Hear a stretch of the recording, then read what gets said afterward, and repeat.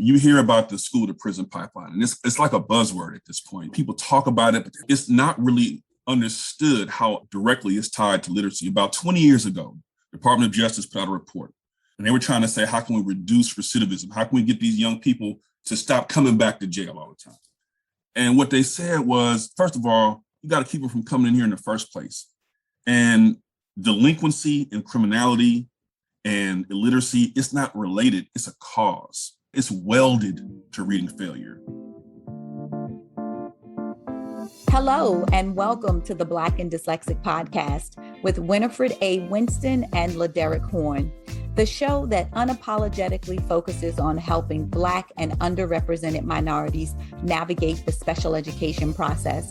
We want to help raise awareness in the Black and Brown community, remove the stigma about learning disabilities, and provide you access to professionals in the space of dyslexia and special education that you need to hear from. Today, we have Kareem Weaver with us. I am not giving no introduction. I'm just going to start this thing and let him introduce himself. I have been waiting to have this conversation. Welcome, Kareem Weaver. Thank you so much for being here. Thank you for having me. I really appreciate it. Really appreciate it. Now, I recently saw your YouTube video where you talk about what does the research actually say about reading and literacy. So talk to us a little bit about what the actual research says. And then I want to delve into how these curriculums and so forth are biased and, you know, how our Black and Brown children suffer. And actually, Brother Kareem, would you mind just telling us a little about who you are before you go in? Okay. All right. So I'm a Black man. I'm a husband and a father, a longtime educator. I grew up in Richmond, California, which is basically right next to Oakland. And went to Morehouse College, went to the University of South Carolina graduate school, and worked in the Department of Juvenile Justice for a while, which was where I really started off my journey on literacy at Morehouse with the Students for Children of Incarcerated Parents. And then at University of South Carolina, where I basically was an assistant principal in a juvenile justice facility. And I saw firsthand what goes down or the end result of what happens when our babies can't read. So from there, I taught for about 15 years and was a principal. And then I trained principals, trained teachers, did the system stuff, and then, worked for the NAACP, Oak Alliance of Black Educators, and now started a nonprofit called Fulcrum, where we're basically trying to get our kids to read. We're trying to really make sure the publishers do what they're supposed to do, which is no joke. The school systems, educate parents, the whole 9 yards. So I work with the state NAACP and the Oakland NAACP, and it's all about reading. Oh, that is amazing. That is amazing. I was at I want to say Cooper, I don't know how to say it, but I was at their conference right before COVID. Actually, it was March. It was the beginning of the month, March 2020. They had their conference here in Baltimore, and one of the speakers, he works in the prison system. He's a teacher, juvenile justice, and he was talking about some things around literacy and what he sees. And, then he had they showed a snippet of an interview with a young man who talked about why he was angry, because he couldn't read and nobody was helping him and he didn't know how to articulate it. And that was just like, wow, like, yeah. Sis, let me tell you. So you hear about the school to prison pipeline, and it's like a buzzword at this point. People talk about it, but they don't really, it's not really understood how directly it's tied to literacy. About 20 years ago, the Department of Justice put out a report, and they were trying to say, how can we reduce recidivism? How can we get these young people to stop coming back to jail all the time? And what they said was, first of all, you got to keep them from coming in here in the first place. And delinquency and criminality and illiteracy, it's not related, it's a cause. It said it's welded to reading failure. And they listed all the things that had to happen to make that work, to say, listen, you got to give them all the elements, phonemic awareness, phonics, vocabulary. They named it. This is the Department of Justice. They're saying, if you want to keep your kids out of jail, this is what you got to do. They laid it out there and everybody ignored it. In fact, they said a lot of people come in here with neurological processing issues, namely dyslexia. They didn't call it dyslexia, but that's what that is. And they said, but a lot of them come in without any processing issues. They just were never taught these things. So, the Department of Juvenile Justice and the Department of Justice, period, man, they've been hollering this for a long time, but we're so busy in education and in society doing other things and being distracted, we just ignored it completely. But that school to prison pipeline is real. And if the schools don't talk about it, the prisons sure enough do. And they say, look, if you don't want them in here, this is what you need to do. Make sure your babies can read. Yeah, I was a high school teacher for only 2 years. And my last year of teaching, I was at an alternative high school, right? Where this was the last stop. This was the last stop where you could get a high school diploma. They weren't teaching them nothing. We did iReady assessment, and we had 3 children that could read.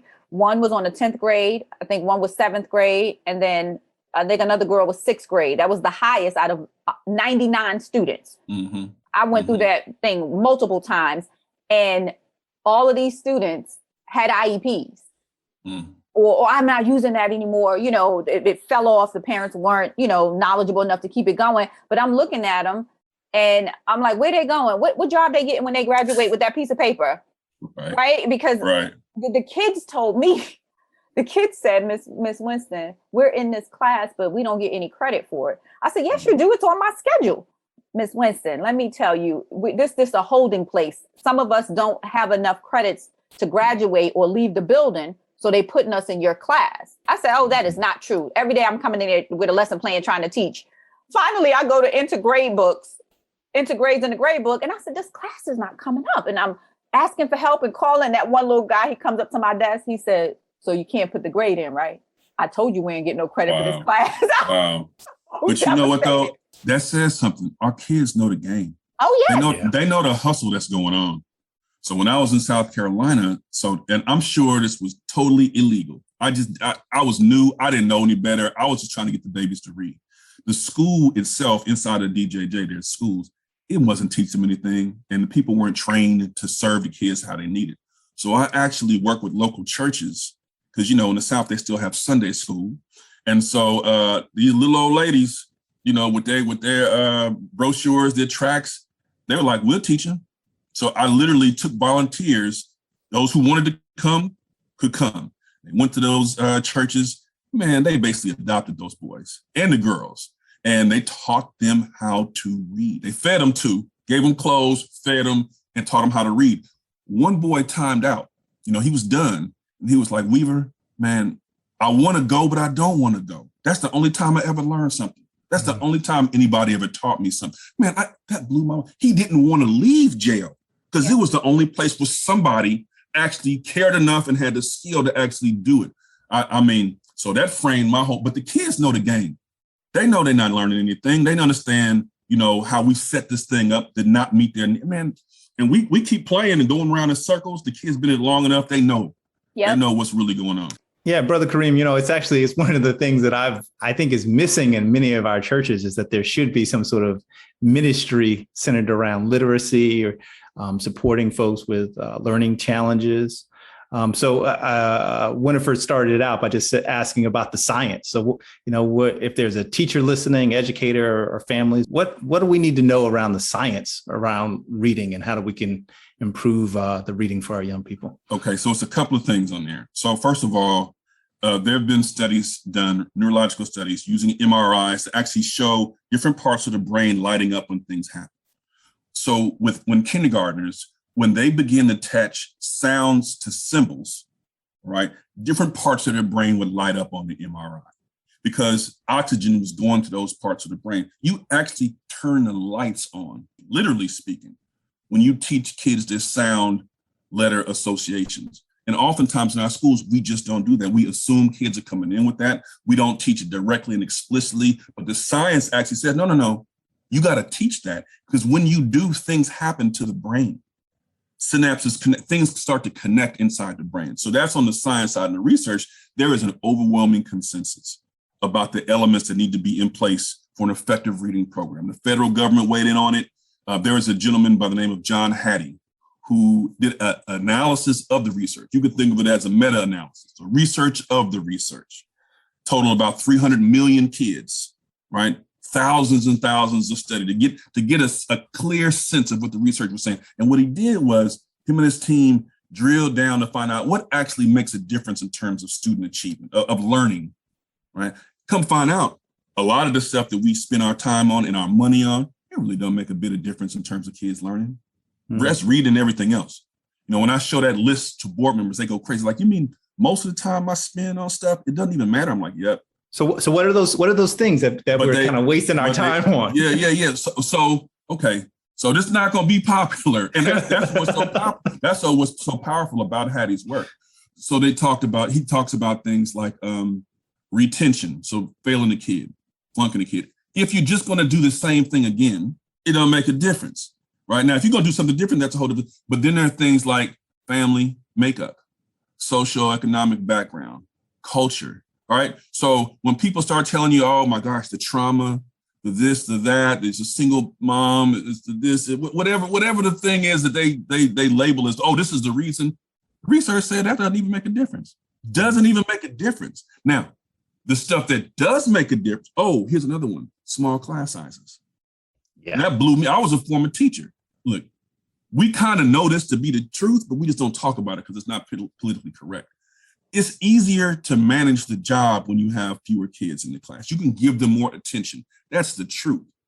At the same time, I'd rather have my kid be in a classroom with 50 people when a teacher is on point, knows what they're doing, and is prepared and has a great curriculum and program and all the rest, than in a classroom with 6 people and they don't know what they're doing. You know, now that's, like I said, that's not politically popular to say, but I'm just talking about what the research consensus says. It's not Kareem saying, it's the research. You go on there, John Hattie, Visible Learning, look it up for yourself. Charter schools. Now, I'm not anti or pro charter school. There are some good ones. There are some bad ones. There's some good traditional schools. There's some bad, but it takes up all the energy in the room debating about the governance model and all this type of stuff. When the research actually shows that when you put it all together, they're about the same, right? Individuals, moving your kid to a better school is good, regardless of how the governance structure is, whether it's district or tribe. But just being pro or anti this or that, that's not what does matter. Fluency, vocabulary, phonemic awareness, and phonics. They bundle phonemic awareness and phonics together. They just call it phonics, but it's both. Comprehension, writing. Now, that's not sexy, but that's, ironically, that's the same thing the federal government was saying. That's the same thing the Department of Justice was saying. Like, people have been saying this, man, for decades. It's just, you know, we're not paying attention. We're on some other stuff. We're too busy arguing about things that don't matter.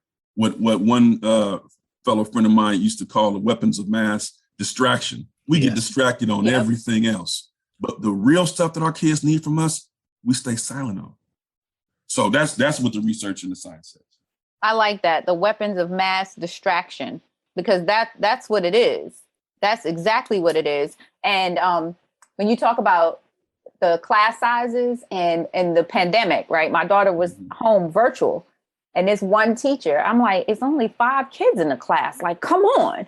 And my daughter said, well, I think she's just struggling with, my daughter's only 11. She said, I think she's struggling with classroom management.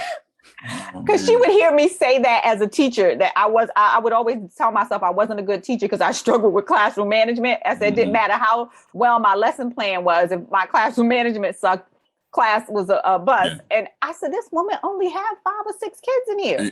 Hey, if you can manage your class, you can manage your class. When I was a classroom teacher, I had on any given day 45 kids in the class. The limit was 35, but they always would put extra. But then other teachers would send me kids that they didn't want to deal with. And they would, and I had rows of chairs set up in the back with desks and everything else because we knew they was coming. No problem. They came in, did what they had to do. They was on point. Sometimes they would line up in the morning. I'm like, no, you got to at least go to your regular class first. Like, but Weaver, I don't want to have to act up to come. And you know what? That's what a lot of kids are saying. Don't make me have to act up to get what I need. We start looking at suspension rates. Kids are talking to us. They know the game. They're saying, so what? What I got to do? Do I have to throw this chair for you to send me to some special class?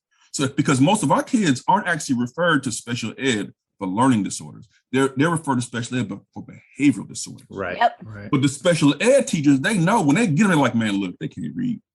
80% of those referrals are really rooted in reading. So what we've set up, the systems that we've set up to support kids, the kids already, they understand a lot of it is just a bureaucracy.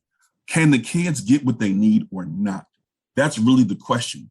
And if a kid, let's say a teacher has 6 kids, right? As you mentioned. The bigger issue is the curriculum right? Does it align with the research to make sure the kids are getting what they need? Are the materials aligned? Are the assessments right? Is the culture right? You know, if you can't make bricks without straw, you know what I mean? So if the teacher is teaching from a curriculum that doesn't even have the components of early literacy that it needs, what are we doing? We're just warehousing kids. And in Oakland, for example, we had a curriculum. It didn't even teach foundational skills for 10 years. For 10 years, kids showed up every day. Parents sending their babies to school thinking they're going to get what they need. Keep them safe, teach them how to read. We'll worry about the rest of it later. Come find out the materials they were using, the curriculum, it didn't even have in there the components needed to teach them how to read. Now, if you came in knowing the basics, knowing your sounds, knowing this, knowing that, all that, fine. You didn't have any processing issues, fine. Your parents taught you, you know, you could read when you came in there, it worked for you. Because when they said, well, it works good for comprehension, that means you already knew how to read in the first place. Yep. But if you need somebody to actually teach you what to do, if you need a teacher to directly, explicitly, and systematically walk you through it, like the majority of our kids do, it's not for you. So that was a system level decision, and that happens all across the country right now. All across the country. So the most popular curriculums in the country right now really focus on what they call balanced literacy, which is a misnomer. When you hear balance, it sounds so good. Who wouldn't want balance? I want balance in my life. I want my kids to have balance, right? They know how to market this thing. And so, but really what balanced literacy is, it's a derivative of whole language. And look, I'm not saying that people don't have good intentions. They have good, for the most part, educators have good intentions. Everybody wants kids to read. But some of the things in balanced literacy, the guessing of words, the 3Qing, I don't care whether it's Teachers College and Lucy Calkins. I don't care whether it's like there's a lot of different curricula that that align with that philosophy of instruction. It's not working, and it hasn't worked.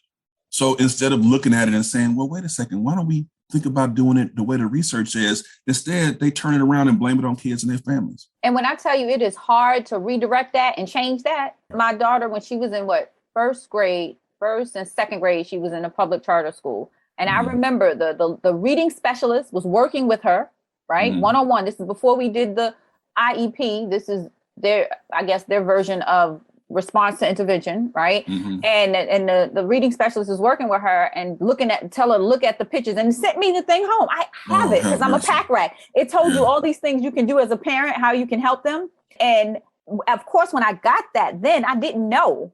All I knew is she wasn't learning to read. And I'm like, okay, we're going to look at these. We're going to have these books and she's going to look at the pictures and it's going to help her. And here we are. What is it? She's going to 6th grade now.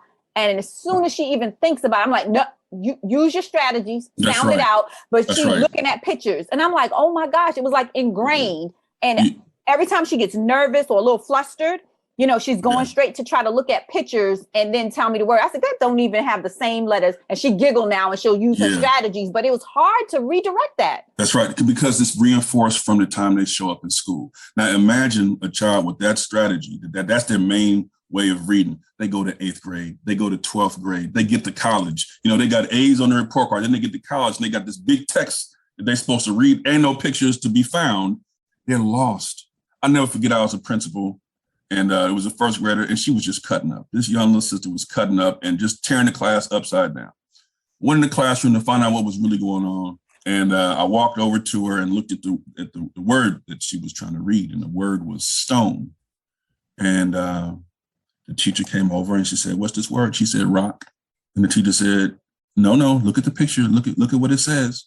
This says home, alone. This, all the other ones around it kind of sound like they said, "So now what's this word?" She said, "Rock." The teacher was huffing and puffing, frustrated. She said, No, hold on. Let's think about this now. Look at all the rest of these pictures. Now look at this. What is it? That's not teaching a child to read. That's teaching a child. You can call it Jeopardy, Wheel of Fortune, Press Your Luck, whatever the game is, but you got to guess something. But that's not reading. Now the child, now she's angry because not only can she not do it, now you embarrass her. Right. Now she's feeling insecure about things. And the principals, she just felt bad. And so I left her, I encouraged her, "Listen, sweetie, you can do it. We're going to work on this one-on-one. She was in tears. And that's what happens to a lot of kids. So schools nowadays, they want to focus on social emotional healing and social emotional. Yep. And I get that. I get that, but you're damaging the kids and then gonna heal them after that. How about you just stop damaging them? I've been in schools where they sit around in a circle with a bowl and they chant and they hum to try to make it seem like, okay, so we're gonna de-stress you. You understand you're the source of the stress. The neighborhood is not stressing them. They grew up in the neighborhood. It's when they get to school. When I worked with the UCSF Dyslexia Center, they told me, they said, when they work with a child, when somebody brings in a referral, a kid comes into the UCSF Center, they can't even really get to their dyslexia. The first thing they have to do is deal with the PTSD, the post-traumatic stress disorder. They said, so, because when a child goes through school for a few years and they have dyslexia and it's undiagnosed, it's traumatizing to the child. So they got to unravel that thing first before they could even get to the academics. And that's really, I mean, I focus a lot on dyslexia. In our community, in the Black community, it's not really talked about that much. Right. It needs to be, right? It's a neuroprocessing difference, and really it's rooted in what you hear, auditory processing, and how your brain hears sounds and does different things. But what happens is, so it's two parts of this. Legally, it's got some law behind it. It's got some federal law behind it. So you can make the case that schools need to be giving kids with dyslexia what they need in tier 1 regular classroom instruction, not in the side room. I mean, if they have to get it tier 2, okay, but they should be getting what they need in regular classroom instruction, tier 1. That's the first thing, okay? And the other thing is, if you're giving those children what they need, then everybody's getting what they need. Right. Mm-hmm. There are some folks who say, well, the dyslexic kids, those are the kids who they're not smart. Those are the kids who, whatever the label they want to put on it. So we don't want that. And they think of it as ghettoification of schools. I'm trying to tell you. She said, well, I don't want to go through that phonemic awareness and phonics. That's dumbing it down. Man, let me tell you something. Mm-hmm. The majority of kids, 65%, have to have it that way. Have to have it that way. It's got to be direct, explicit, code-based. There's got to be some assessments to go along with it, and they will learn to read. The other 35%, the other 1/3 of kids, they're advantaged by it. They're not disadvantaged. They're advantaged by it. Their spelling actually will get better. Their comprehension actually will get better. But the thinking goes, well, they'll get bored. They'll get bored. If they sit around and learn how to sound words out, they'll get bored. Let me tell you something. I've been around kids all my life. As a teacher, a principal, all the roles in the school system. And when kids get in trouble, or when kids drop out, or when kids don't like school, I've never heard a child say, man, it's the phonics. They be making me sound out them words. I can't handle this. I'm out of here. Sounding out them words, deuces. Not one time ever. I don't care whether it's in an independent school, some of the highest in the country. I don't care whether it's a charter school. I don't care whether it's a traditional public school. I don't care if it's a Catholic school. I have never heard a kid say that. But what I have heard kids say is, man, I just can't deal with it. I can't deal with it. I don't understand. I can't do it. I'm frustrated. It comes out in different ways. Some kids will say they're frustrated. Others kids will show you they're frustrated. Whether it's putting a hoodie on, whether it's not showing up, whether it's talking about everything else, their own way to distract you from the fact that they are struggling to read. In California, I have a Black daughter who is, she's 16, okay? 3/4 of the boys in California, of the Black boys, can't read. Now, I understand the science and the research, but let me just tell you as a father, and my girl, she likes boys. She's a pretty young girl. She's smart. 75% of the boys can't read. What are the sociological implications of that? Right. And the only chance not the only chance, because God can make a way, but let me tell you this, systematically, structurally, in terms of our civil institutions, the schools are not designed to set them up for success reading. There's no structure on the books. They don't screen for dyslexia. They don't demand that we follow the science in reading. So the only thing institutionally that actually is set up for them to learn to read is when they get incarcerated. Now, because of the First Step Act, if you catch a federal case, now not a state case, if you catch a federal case, you can't carjack somebody, a federal case, go rob them. If you do that, when you get into the federal penitentiary system, they now will screen you for dyslexia and they'll give you the help you need to get your GED. Kareem, I'd say that in my pitch when I'm pitching my nonprofit. And I'm like, why is the government waiting till our Black and brown boys, our Black and brown children are in federal prison before we screen and treat dyslexia? I was watching the RFPs. I was so disgusted. I just wanted to see, because then I said, who the hell got dyslexia? Who else got dyslexia for them to make this law? And I started doing my research to find out how it got passed, who worked on it, you know, and I found that man out in, was it New Orleans or Louisiana? Louisiana, Senator Cashley. Yes. And Mayor Baraka, and all them folks, they got down. And so all these people who were doing criminal justice reform, then these guys came in there like, listen, if you really, just like the Department of Justice said, if you really want to keep people from coming back to jail, this is what you got to do. Yes. Okay. Now, and I don't care, Republican, Democrat, I don't care. All I know is, so let me put this in another level. I have a nephew who learned to read in the penitentiary, told me that's the first time they learned anything. So these laws, this isn't a game. This isn't a game. Actually got a GED and would tell me, Uncle, you know, everybody was working, everybody was busy. You know, my dad was busy, everybody was busy. And we're so busy living life and trying to survive in this country. You know, half the people don't have benefits. You can't go get educational tests. I'm getting my daughter educationally tested right now. Man, it's costing 5 G's to get her tested because the school system wouldn't do. They delayed. We've been saying this since 9th grade, actually since 8th grade. Now here she is a junior. And we were like, listen, we got to do it on our own. We got to do it. We got to do it because she's dying on the vine. And I'm a teacher. I see what's going on. We got to get her tested. So between them hemming and hawing and spinning us around and running us through all the paces, you know, the red tape, all this, man, she'll never get tested. She'll never get the help she needs. We had to spend money that we didn't have, frankly, to go get her tested to find out what's going on. You know what? Let me just say this. This is why I founded the nonprofit and why we're doing this podcast, because I said, here you are, an educator, you understand it. And look how hard you got to fight and the money you have to spend. Man. I was an educator. Within 3 days of my daughter's diagnosis, I was told I needed more than $22,000, right? Because I didn't know how to navigate the system. I didn't know there was options. I didn't know how to work this system. I swear it feels like it's a code that Black folks just don't know. It's a way to do this. That's $22,000. I said, no, I'm going to help people that look like me because here I am educated, was in the school system. I called friends who were special educators, read over this IEP. What does this say? Oh, they're going to give her extra time. I said, well, extra time is not going to teach my baby how to read. They couldn't even help me navigate the system. You see what I'm saying? And then you $5,000. Then, you know, I became director of admissions of a special education school because I said, I need to be amongst people of a different socioeconomic status to figure out how they're getting help. Right. Because now, you know, they're paying the attorneys. Let me give you some stats. Here in Baltimore City, Baltimore City Public Schools is about 90% Black, right? 90% Black, but 90% of white and Asian, I think it is, East Asian kids get non-public placement. Let me say that again.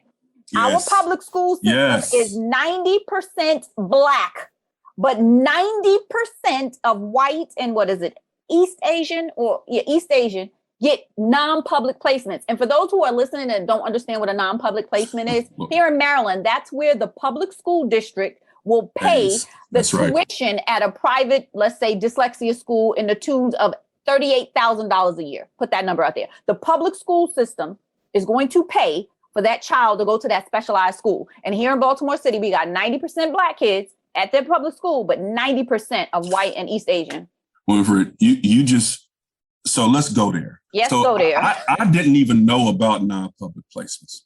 Most parents don't. So those with money, privilege, and access understand the game. They got educational attorneys. They got this, that, and the third. And when they show up, they say, listen, you're going to have to give us what we need. My child has a right to these services. You don't have the ability to do it. So you're on the hook to pay for this tuition. I've gone to go visit some of these non-public schools. $35,000, $45,000, and the district is cashing them out. Now, Black folks, we sit up here saying, well, wait a second, my child doesn't have dyslexia. I don't want them to be labeled. I don't want them to be put in special ed. We're so busy with our concerns and our worries and all our phobias that we're not realizing we're getting left behind.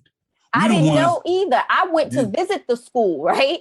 We went to visit 3 dyslexia schools. The first one we visited was a non-public. We didn't even understand that particular school, they had a speech language pathologist, they had psychologists, and they had OT on staff, all of this, because they were a non-public and they were the most expensive. That's because they followed the IEP, right? And most people that went there were on a non-public placement. We didn't know that. My daughter's father just said, scratch it off the list. This is the most expensive. And if she needs OT, that's extra, because we were doing OT outside. We were doing everything outside of the school. And so then later on, I found out about non-public placement. Later on, I realized I should have had an advocate that first IEP meeting with me.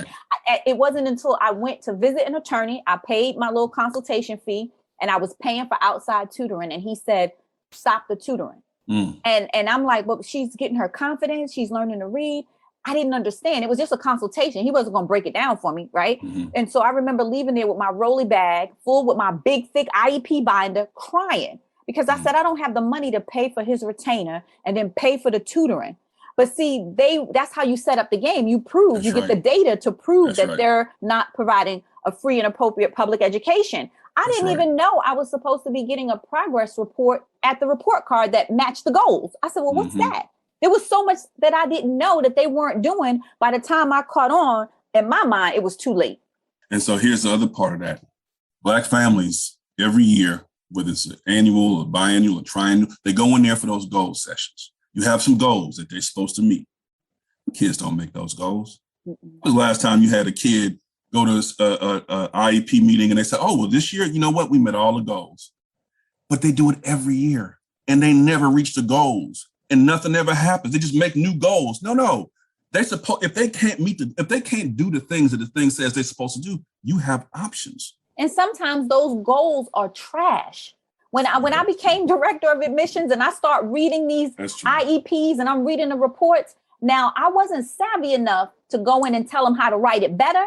But I got savvy enough to realize this don't say nothing. This ain't saying nothing. And it's the bare minimum. As parents, like, you don't know, and you don't know what you don't know. And so many Black parents are in there advocating, getting mad. I'm going to go to the media, getting mad, but not speaking the correct language. That's right. It's the data. I think, I don't know if it was your show I saw, but it said that all decisions are going to be made by data, regardless. It's the data. And as parents, and especially as Black parents, we don't even understand that data. And how do we capture it? What are we capturing? What do we need to go in there and say? Right? We don't understand that. And I have to work with parents for at least a year, right? They reach out to me, they contact us, and I tell them, this is what you need to do. Let me get you connected. I don't have the money. I said, well, you miss 100% of the shots you don't take, right? We're here to help you. This is what you need to do. It's a lot of work. You got to roll up your sleeves. And then they come back to me a year later. Oh my gosh, Miss Winston, I didn't realize that I needed to do X, Y, and Z. Right. And we don't know how to play that game. We don't know. It's a damn game. Can I just jump in with a question? Because I'm imagining, who the audience is. Right. And I can just see a parent out there who is maybe on the fence about getting their child diagnosed. And I think what we're talking about here is very valuable, because I have said for years that documentation is the keys to the kingdom. Right. So if we think that a child has dyslexia, can you just very directly just talk about like the value of going ahead and having that evaluation done? Like, I understand the costs involved. I understand that we may need support around navigating the system, but just a direct message around taking that step. So I've been in that situation. Yeah. And I can tell you a couple of things, and I work with young people, but parents, if you're hearing me, the stigma of being in special ed and the expense of having your own testing done, I understand it's tough. I get it, both of those things. But you're talking about the difference between the system treating your child like a puppet and pulling the strings all throughout their education, saying you will do this, you will get that, you won't get this, you don't qualify that. You're talking about the difference between that versus when you have that in your hand, when you've had some formal testing done, to be able to say, no. This is what we're going to do. This is what this says. And so therefore, by law, you will do this, and this. Here are your options. You can either provide them the support that they need, and that they're insured by the federal laws, or you're going to give me a non-public placement for my child. And so it puts you and your child in a driver's seat. I know it's expensive, and I know there's some stigma attached. I know, and especially when you're not really sure. Like with my daughter, we don't know what's going on. We don't know. We don't know. And so that's the thing. When you don't know and the school doesn't know, it's kind of hard to sit here and say, well, we're going to pay for this expensive testing when it looks like it's just motivation, or it looks like, but the word I will give for them is worth its weight in gold. I'll give you an example. When I was in college, I went to school with Ennis Cosby, Bill Cosby's son. And he was a terrible, he was my study partner, drove me crazy because he just easy going, laid back, everything. Hey, friend, drove me crazy. And his grades was terrible. D's, F's, every now and then. Can I just cut in, because this is amazing to me as a Black dyslexic, man growing up and seeing Theo disclose that he had dyslexia. And now that you were with the actual guy that inspired that. I didn't know that was the inspiration of it. But see, what happened was they found out he had dyslexia. Yeah. Morehouse, so they went through a process, they figured out, and they sent him to a place called Landmark College. Yep. Oh yeah. Wonderful place. Yeah. All I know is when these brothers went up there, they left one kind of way. When they came back, man, he was getting better grades than me. Right. I was like, what? He's like, man, they did this, they did this, they did the other. I learned this. He learned how to work with. So with the parents, what I say is, for your baby's sake, all that struggling and all they need help. It's not going to be a magic bullet. And the school say, oh, well, just give them more time. That's a hustle right there. Don't fall for that. That's the okie doke. Oh, well, just give them more time. Kids learn at their own pace. Or he needs more culturally relevant books. Look, not being able to read the story of Dr. King is just as bad as not being able to read the story of whoever else. It may be even worse because you feel like you should be able to read about Dr. King. I'm telling you, go get your baby tested. It's going to cost. If there's anything worth that extra job, if there's anything worth that side hustle, is getting the money to do that. Yeah. Afterwards, you can quit. That's when you go around and pass the hat to the family. That's when you go to church and say, Reverend, look, my baby's struggling. I need to get him educated and tested. Can we pass it? That's when you do what you got to do. Right. And so the other thing I want to say is on the same topic. So with Fulcrum, with the group I work with, we running like an underground railroad. Basically, we taking kids who can't read, they're dyslexic, and we just give them the help they need. We quietly, because it's politically it's tough.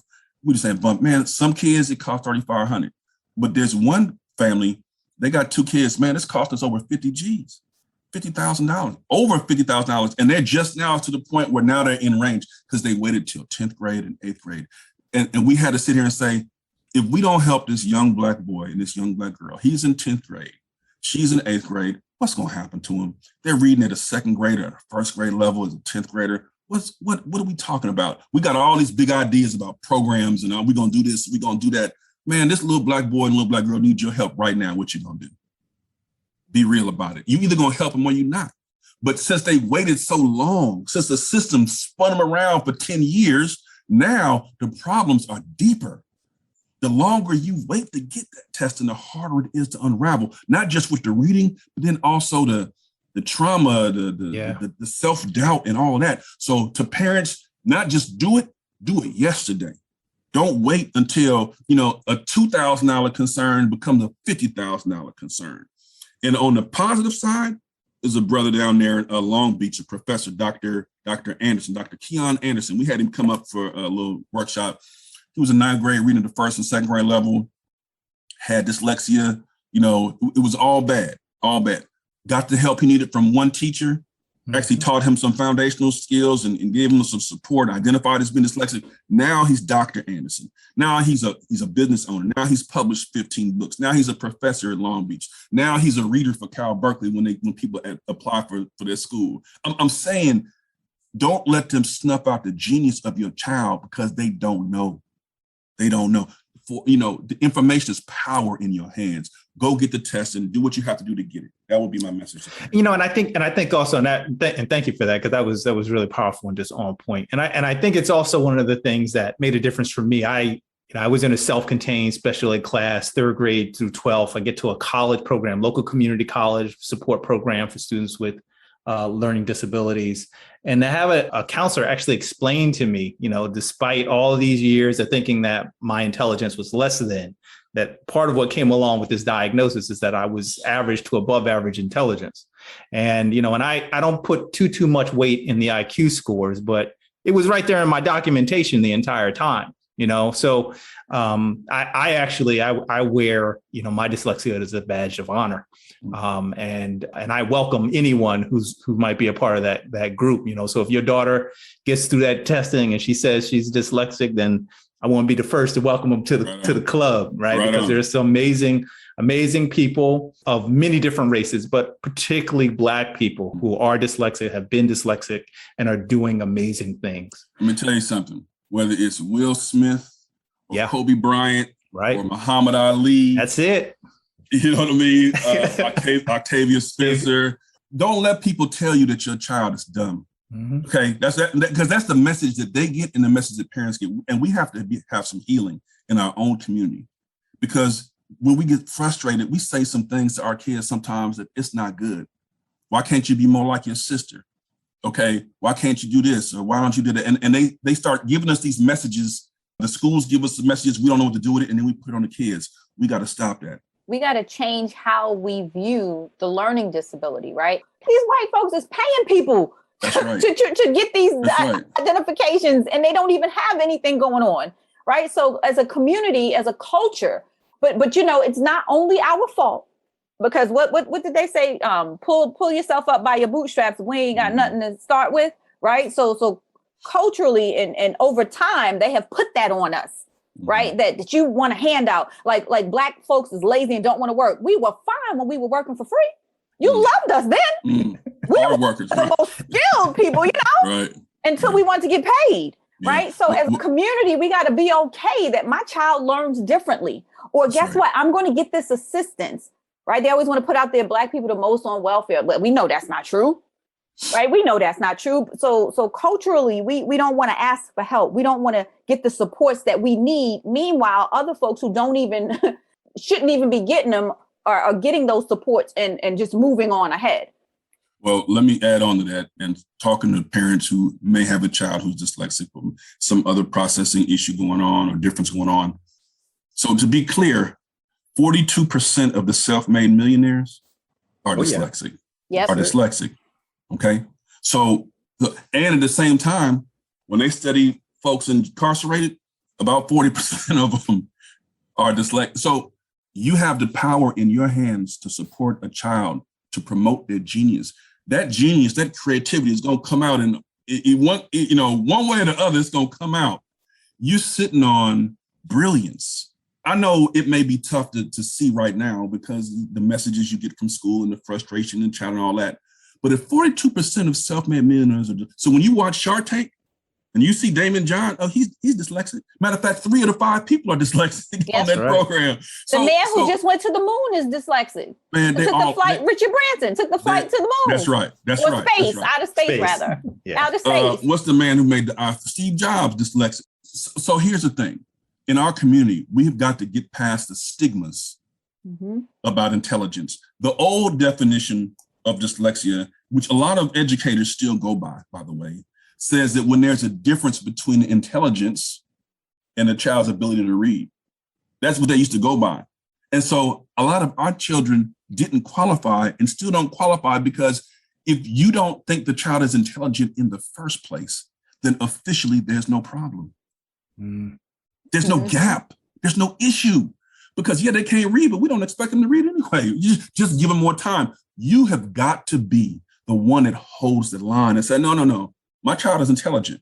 They're a regular child or even more brilliant than the regular child. If you don't hold that line, the system will devour the child from old definitions, because it takes about 10 years for information to get into the mainstream of education. Most of them are still going by the old definition. The other thing is, there are some folks, and I have personal experience with this, who fight against screening for risk of dyslexia or educational testing.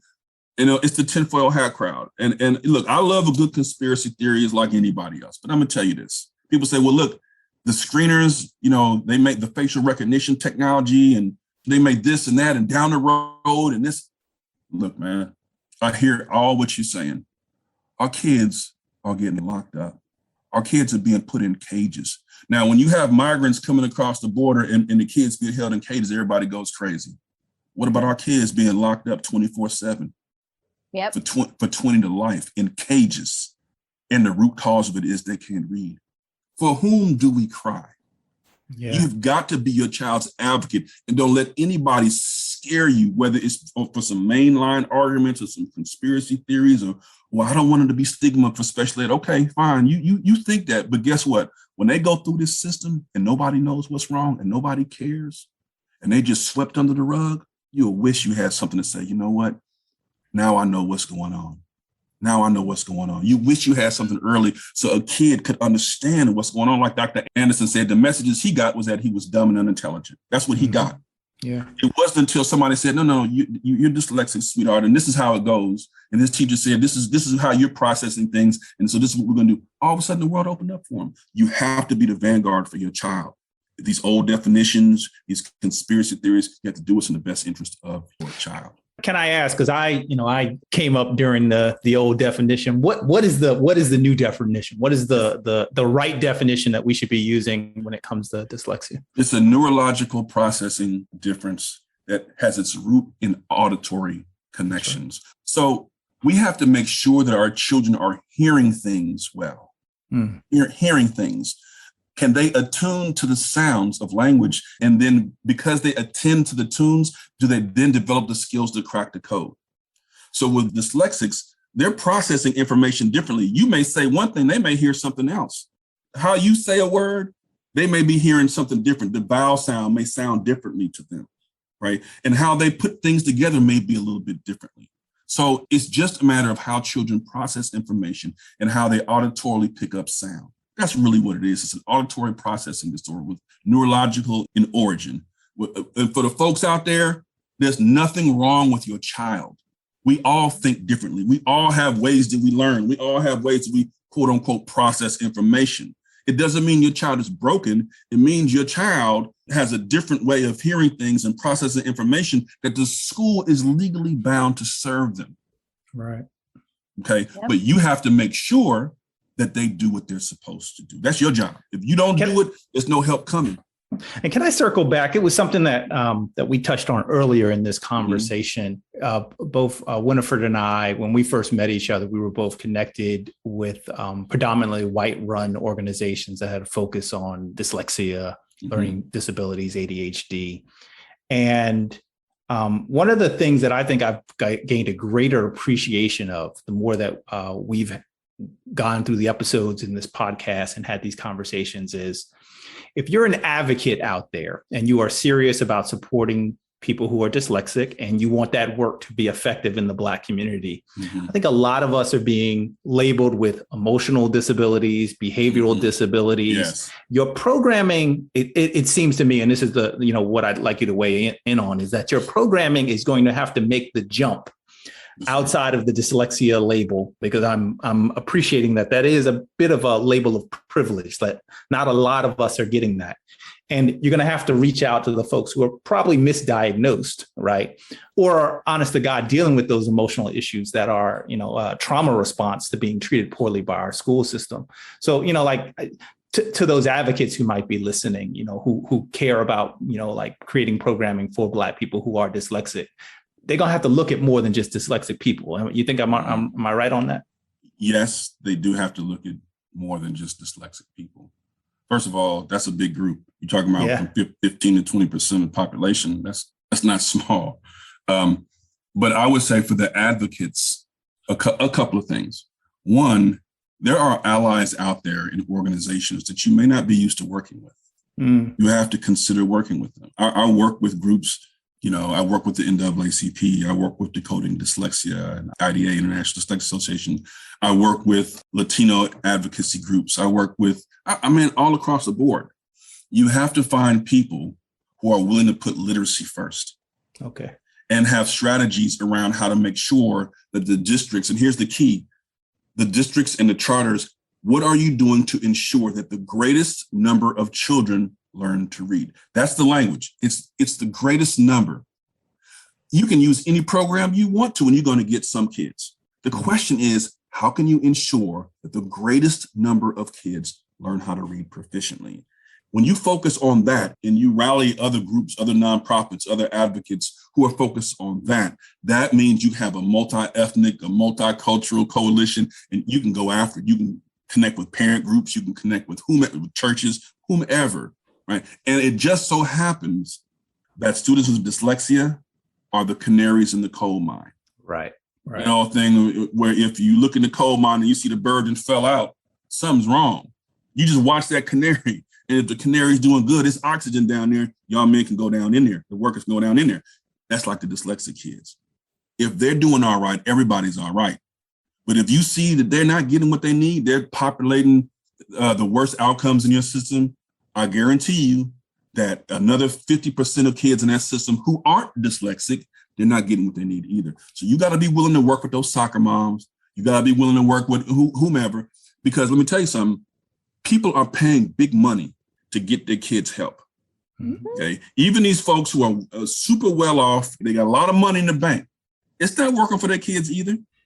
And so the difference is that they're cashing checks until an education attorney can get the district to pay for non-public school. They're cashing checks to get the kids the tutoring and support and help that they need.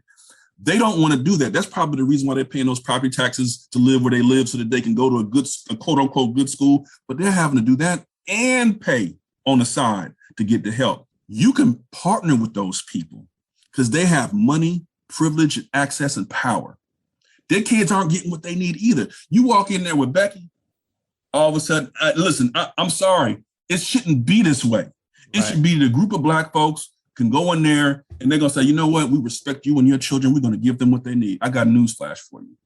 We can fuss, holler, we can yell, we can petition, we can do everything we want to, we still might get ignored, okay? Mm-hmm. We the groups I'm working with, we're considering all recourse, meaning the courts, we're considering everything. It takes all of that. It's like another full-time job trying to advocate for your child. You get a couple of these soccer moms in there, you know, with an education attorney and whatever it is they got going on, and you stand right next to them and you say, yep, that's right, mine too. All of a sudden you see doors opening. It's like, what is this? Oh yeah. So this is one situation where they may not want to admit they have privilege, but you like, listen, come on in here. It's not working for your child. You know what? Mine either. Come on, let's partner. Let's work together. Let's get something for our babies. We got to be willing to partner with anybody who has the same issue, which is not necessarily dyslexia, but their children are struggling to read. It's literacy overall. Beverly Hills, California. Yeah. 74% of their third graders are reading and writing. 74%. That means 1 out of 4 people in Beverly Hills child can't read. Oh. With all the money, power, and access they got, 1 out of 4 can't read. Guess what? Parent-Teacher Association, you know, we're concerned about reading too. Let's go to the board together. And you get to feel good about yourself because you're doing it with Black folks. You're a social justice warrior. Spend it however you want to, but I'm going to borrow and leverage your access and privilege to help my child as well. So that's what I would say to advocates. Partner with whoever you got to partner with to make sure you get what your child needs. All right. Oh, that is just a nice note to end it on. That was just awesome. Just so many jewels and gems dropped here, you guys. I'm just put it in the show notes. It's just too many. I was taking notes, but I want you to hear that it's okay to get your child evaluated. You know, having that data gives you ammunition. It gives you power. And it is okay if your child learns differently. I mean, I just found out I was ADHD and people clown me all the time. You know, last time we did an episode, I think Dr. Washington said, oh, Winifred, I could have told you after 5 minutes that you were ADHD, right? So I'm still learning as an adult. Like, wow, I'm classic ADHD. That's why I never remember this. My working memory sucks. Oh my gosh, that's working memory. And, you know, and I'm learning, but I've been successful. I have a graduate degree. I've worked. I've been a teacher, right? But I wasn't identified, and it's okay. So I want you to take those 2 things away. Get them identified, right? Mm-hmm. I was different. When they said, let's identify my daughter, they thought I was going to be like, no. I was like, yes, let's do it because I'm not satisfied. I'd rather know than not know. That was my whole stance. This evaluation is going to tell me if something's going on or not. Although people told me she was smart. They told me what Kareem said. Oh, she's going to catch on. Yeah, give her more time. She's going to give her more time. She's so smart. Right. I said, well, that's why I'm concerned. She is so smart, but she's not reading. So I just want you guys to take that away, get them evaluated, and let's work to remove that stigma. There is no shame in learning differently. Tune in next week, where we'll continue to bring you lived experiences and more unfiltered conversations with experts in the field around all things Black and dyslexic. Make sure you subscribe and follow the Black and Dyslexic podcast, where we educate, empower, and equip Black and underrepresented minorities. The Black and Dyslexic podcast is partially funded by Morgan Cares and the Center for Urban Health Disparities Research and Innovation, awarded by the National Institute of Minority Health and Health Disparities. The Black and Dyslexic podcast is sponsored by Dyslexia Advocacy Incorporated, a 501c3 charitable organization located in Baltimore City, Maryland, whose mission is to equip parents of children with dyslexia and other language-based learning disabilities with the necessary tools to help their children become successful readers. You can find them on the web at www.soallcanread.org.